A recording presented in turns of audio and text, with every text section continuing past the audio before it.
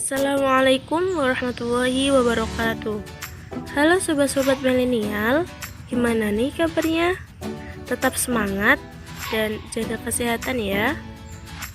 Baik, langsung saja kami dari kelompok 5 Telaah Kurikulum MA akan memaparkan hasil analisis kami, yakni analisis materi buku kelas 10 dengan KMA nomor 183 tahun 2019 oleh Husnul Khotimah dan Siti Sofiatul Marfu'ah. Nah, pada buku kelas 10 ini kami akan membahas bab 5, yakni mengenai profesi dan kehidupannya, al-mihnah wal hayah. Nah, sebelumnya mari kita lihat roadmap pembahasan. Roadmap pembahasan yang pertama, kami akan membahas mengenai profil buku. Yang kedua, mengenai standar kompetensi. Yang ketiga, mengenai materi pembelajaran. Dan yang keempat, analisis dan kesimpulan. Nah, yang pertama mengenai profil buku. Kita harus mengetahui profil buku dari kelas 10. Apa sih profil bukunya? Nah, mari kita lihat bersama. Profil buku dari kelas 10 ini adalah profil buku, judul buku, buku siswa bahasa Arab pendekatan saintifik kurikulum 2013 kelas 10 MA. Kontributor naskah Masrukin Devi Aprianto Nasir. Penalaah H.D. Hidayat Fuad Tohari. Penyedia penerbitan Direktorat Pendidikan Agama Islam Kementerian Republik Indonesia. Kota terbit Jakarta. Penerbit Kementerian Agama Republik Indonesia. Cetakan ke-1 dan tahun terbit 2014. Nah, setelah kita mengetahui profil buku, selanjutnya ke pembahasan yang kedua, yakni standar kompetensi buku. Nah, dalam standar kompetensi buku ada 4 pembahasan mengenai kompetensi inti, kompetensi dasar, indikator, dan tujuan pembelajaran. Kompetensi inti dari buku ini adalah yang pertama atau KI 1, menghayati dan mengamalkan ajaran Islam. KI 2, menghayati dan mengamalkan perilaku jujur dan disiplin serta tanggung jawab, peduli seperti gotong royong, kerjasama, toleransi dan damai, serta sikap santun, responsif dan proaktif, dan menunjukkan sikap sebagai bagian dari solusi atas berbagai permasalahan dalam berinteraksi secara efektif dengan lingkungan sosial dan alam, serta dapat menempatkan diri sebagai cerminan bangsa dalam pergaulan. Kemudian KI 3 adalah memahami, menerapkan, menganalisis pengetahuan faktual, konseptual, prosedural berdasarkan rasa keingintahuannya tentang ilmu, pengetahuan, dan teknologi, serta seni, budaya, dan humaniora dengan wawasan kemanusiaan, kebangsaan, kenegaraan, dan peradaban terkait penyebab fenomena dan kejadian, serta menerapkan pengetahuan prosedural pada bidang kajian yang spesifik yang sesuai dengan bakat dan minatnya. Kemudian KI 4 mengolah, menalar, dan menyaji dalam ranah konkret dan ranah abstrak terkait dengan pengembangan dari yang dipelajari di sekolah secara mandiri, serta mampu menggunakan metode sesuai kaidah keilmuan. Nah, setelah kita mengetahui kompetensi inti dari buku tersebut, yang kedua yakni kompetensi dasar. Kompetensi dasar ada 1.1, yakni mengenai mensyukuri kesempatan dapat mempelajari bahasa Arab sebagai bahasa pengantar komunikasi internasional yang diwujudkan dalam semangat belajar. Kompetensi dasar 2.1 yakni menunjukkan perilaku santun dan peduli dalam melaksanakan komunikasi antar pribadi dengan guru dan teman. Kompetensi dasar 3.1 yakni mengenai siswa dapat memahami cara penyampaian serta cara merespon, mengidentifikasi dan cara memberitahu dan menanyakan tentang fakta, perasaan dan sikap terkait topik al-mihnah wal hayah. Mendeskripsikan secara sederhana unsur kebahasaan dan struktur teks mengenai makna ataf. Kemudian, kompetensi dasar 4.1 yakni siswa dapat menstimulasi dialog sederhana dengan cara merespon ungkapan, mendesmonstrasikan ungkapan sederhana tentang cara memberitahu dan menanyakan fakta, perasa, dan sikap. Menyusun teks lisan dan tulis sederhana untuk mengungkapkan terkait topik al-mihnah wal hayah dengan memperhatikan unsur kebahasaan, struktur teks, dan unsur budaya secara benar dan sesuai dengan tema yakni makna ataf. Nah, yang ketiga ada indikator pembelajaran. Indikator pembelajaran yang pertama yakni dapat menjelaskan isi teks yang didengar yang berkaitan dengan al-mihnah wal hayah. Kemudian, dapat menerapkan percakapan terkait topik al-mihnah wal hayah. Yang ketiga, dapat menerangkan isi teks bacaan yang terkait topik al-mihnah wal hayah. Dan yang terakhir, yakni mengenai dapat menyusun teks tulis yang terkait topik al-mihnah wal hayah. Nah, setelah kita mengetahui indikator pembelajaran, kemudian yang keempat adalah tujuan pembelajaran. Nah, apa sih tujuan pembelajaran?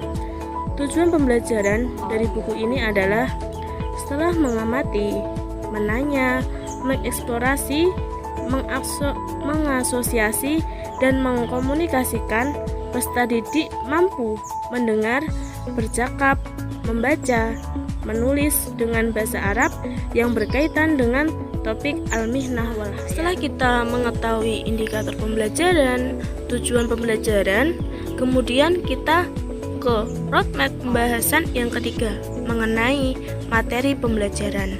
Nah, apa aja sih materi yang dibahas pada bab 5 ini? Materi yang akan dibahas yakni mengenai al-mihnah wal hayah, yakni profesi dan kehidupannya. Nah, yang pertama kita akan membahas mengenai al-istima' atau mendengarkan. Yang kedua, al-khiwar, percakapan. Yang ketiga, at-tarkib, susunan gramatikal.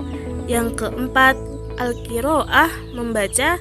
Dan yang kelima, al-kitabah, menulis. Yang pertama, al-istima' atau mendengarkan. Nah, untuk meningkatkan keterampilan mendengar atau maharatul istima', siswa diharap mampu untuk menguasai al-mufradat sesuai dengan tema al-mihnah wal hayah. Kemudian, dalam pembelajaran ini, guru mengajak siswa untuk mendiskusikan al-mufradat beserta maknanya sesuai dengan tema al-mihnah wal hayah. Kemudian, siswa diminta untuk mencari makna mufradat yang dirasa masih asing. Kemudian, guru membacakan al-mufradat beserta maknanya dan siswa menirukan apa yang telah dibacakan oleh guru. Sehingga siswa mampu membaca mufradat dengan tepat sesuai dengan maknanya. Nah, berikut adalah al-mufradat sesuai dengan tema al-mihnah wal hayah, yakni soyadun nelayan, tobakhun koki, saikun sopir, toyarun pilot, syurtiyun polisi, falahun petani, tobibun dokter, mudarrisun guru, mumarridotun perawat, muhandisun insinyur. Dan masih banyak lagi mufradat mengenai al-mihnah wal hayah. sehingga siswa diharap mampu untuk menguasai mufrodat tersebut. Nah, selain itu terdapat pula al-mufrodat wal ibarah sesuai dengan tema al-mihnah wal haya. Contoh, al-bai'ah tabi'u al-fawakih wal khudrah, al-fallahu yasra'u ar-rusa. Nah, kemudian di akhir pembelajaran untuk mengukur seberapa jauh kemampuan siswa dalam meningkatkan maharatul istima', ada beberapa bentuk latihan, yakni tadrib alal istima'. Nah, di sini disediakan sebuah pertanyaan sehingga siswa mampu menjawabnya sesuai dengan apa yang telah ia dengar. Nah, berikut adalah contoh tadrib alal istima'. Istima' ila ma yali. Ismi Usman. Ana tabibun wa a'malu fil mustashfa. Indi abun wa ummun wa akhun wa ukhtun wa ammun. Abi fallahun. Huwa yadhabu ilal masru'ah kullu subah wa yasra'u al-urs wa durrata fiha. Wa ummi mudarrisatun. Hiya tu'alimu al-lughatul arabiyyah fil madrasatil mutawassithah al-islamiyah al-hukumiyah.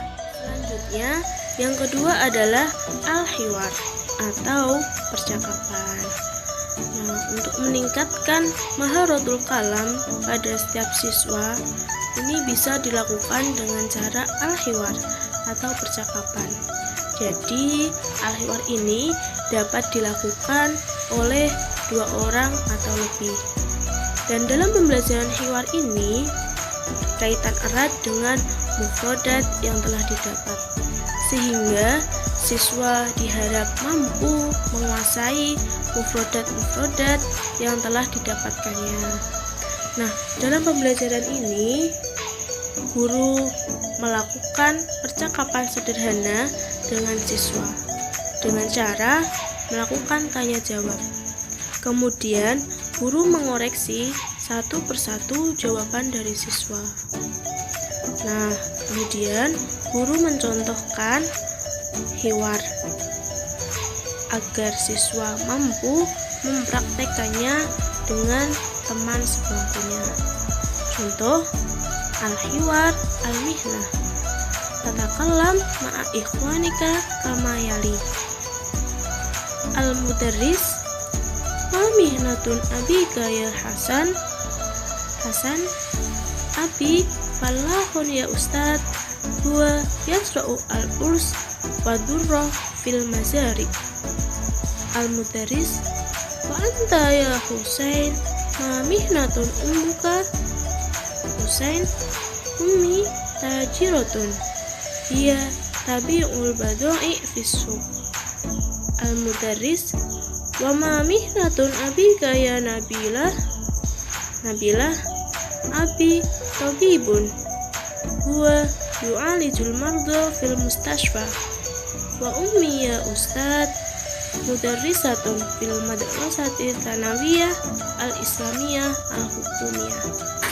Nah, percakapan ini dapat dilakukan oleh 2 orang atau lebih, sehingga akan mampu mengukur kemampuan dalam maharatul kalam. Pada pembelajaran usai, untuk mengukur kemampuan pada setiap siswa terdapat bentuk-bentuk latihan, yakni tadrib alal hiwar.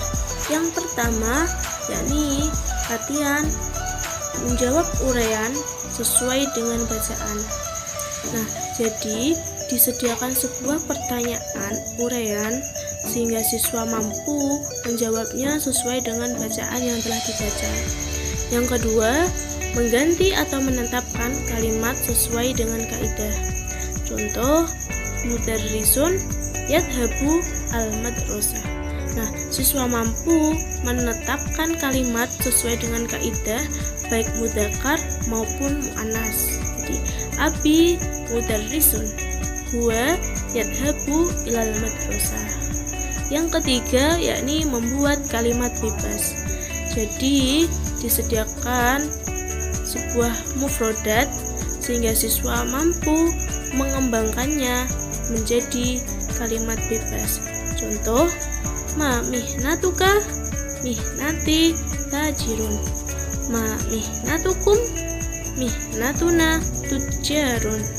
Siswa mampu mengkreasikan kalimat sesuai dengan kemampuan masing-masing.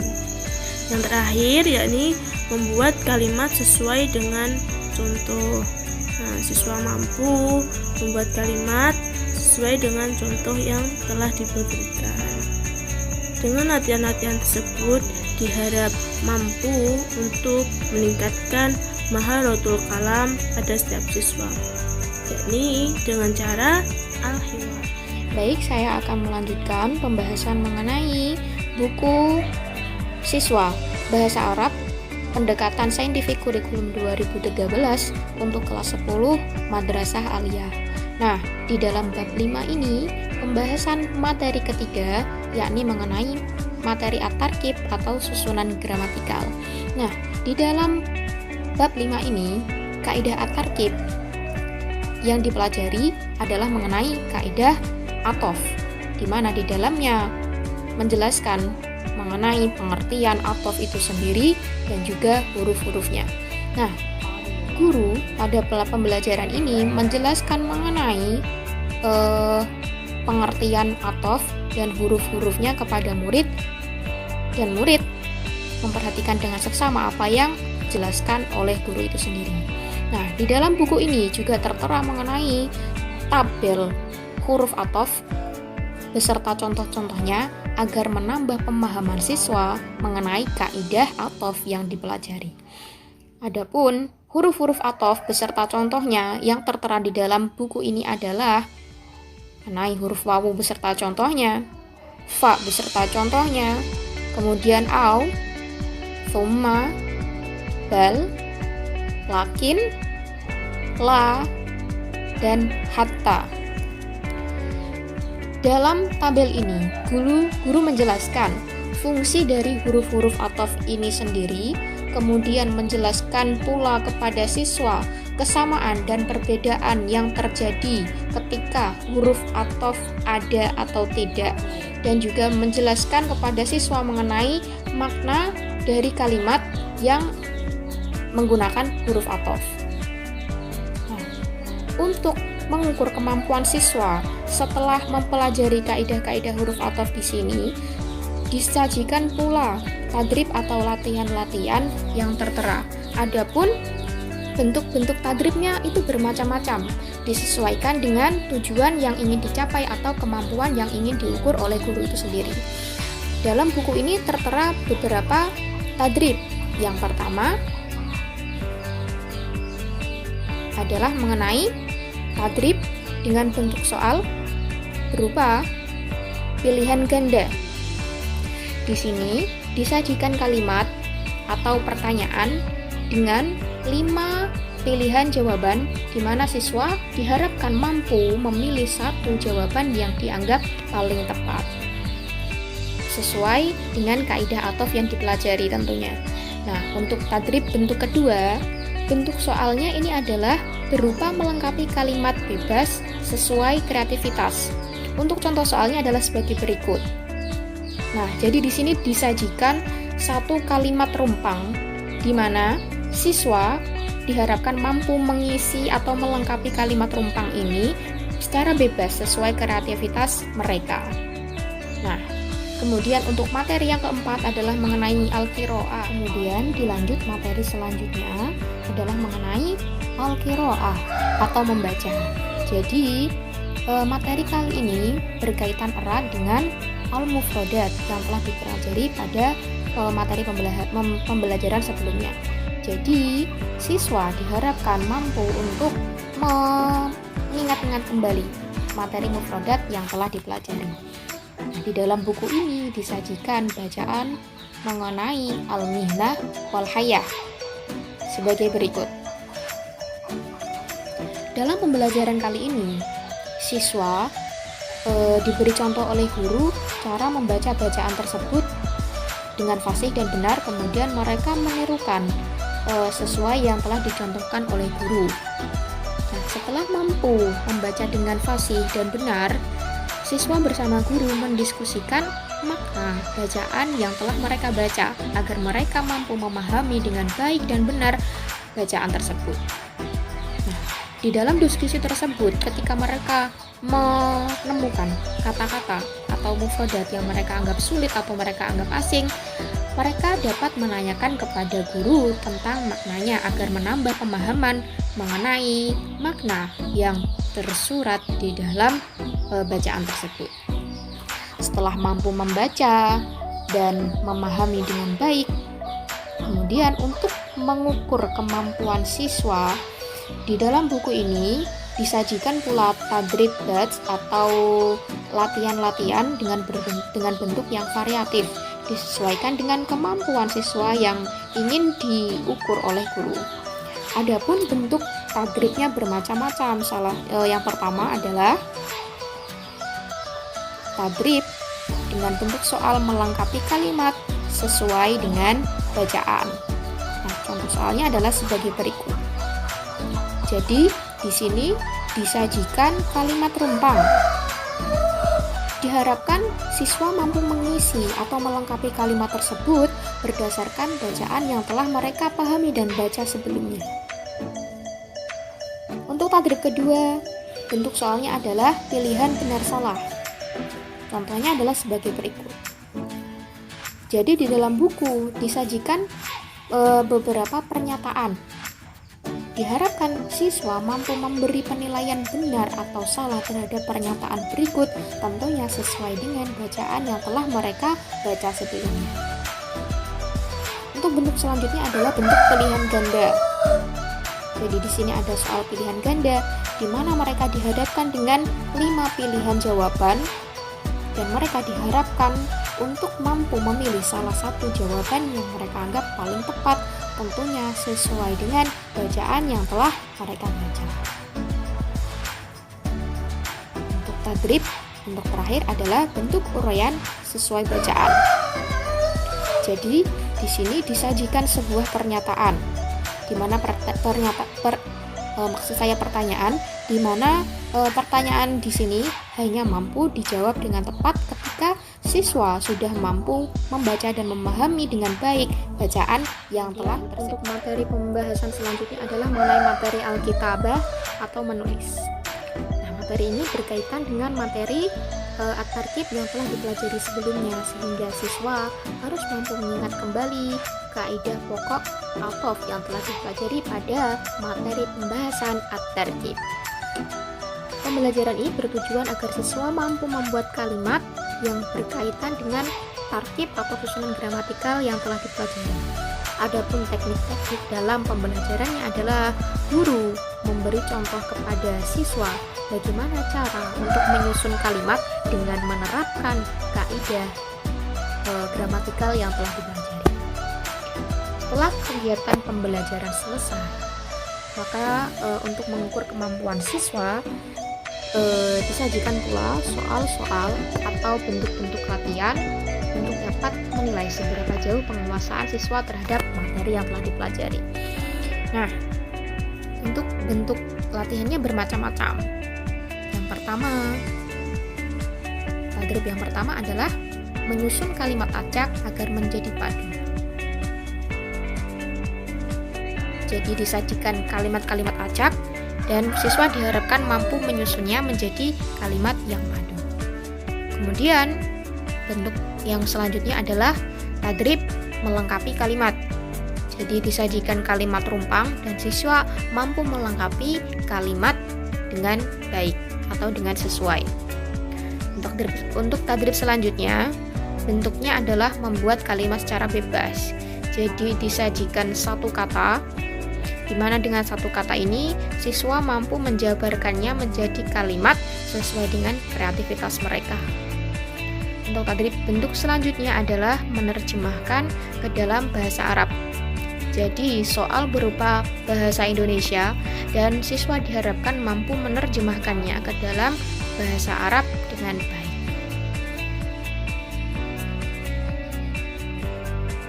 Sampailah kita di penghujung pembahasan pada materi kali ini, yakni mengenai analisis dan simpulan dari materi-materi yang telah kami sampaikan yang tertera di dalam buku Bahasa Arab Siswa Pendekatan Saintifik Kurikulum 2013.